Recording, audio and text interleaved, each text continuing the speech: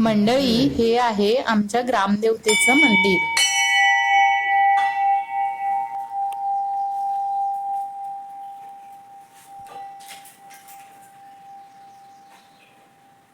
देवळात जाऊन आल्यानंतर आम्ही गेलो तळीला भेट द्यायला आणि इथे बघा किती सुंदर असं हे नारळाचं झाड। ही नारळ बघा कशी आहे, पूर्ण उलटी आलेली आहे, बघू शकता तुम्ही। निसर्ग बघा कसा, म्हणजे निसर्गाची रचना कशी आहे। आणि देवळापासूनच अगदी 5 मिनिटाच्या अंतरावर असलेली ही तळी अगदी निळ्याशार पाण्याने भरली होती आणि पाऊस पडल्यामुळे तर तळीला पाणी खूपच होतं। आणि ह्या तळीचं पाणी देवळात येणा जाणारे लोक किंवा गावचा देवळात असलेला काही कार्यक्रम त्यासाठी वापरलं जातं।